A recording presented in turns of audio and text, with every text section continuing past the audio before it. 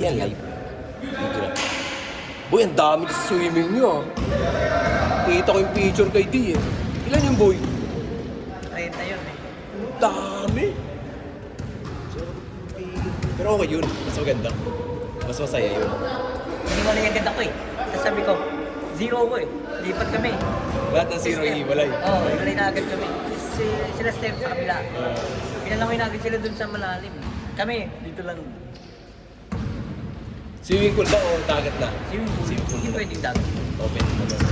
Mahirap Eh, huli na boy!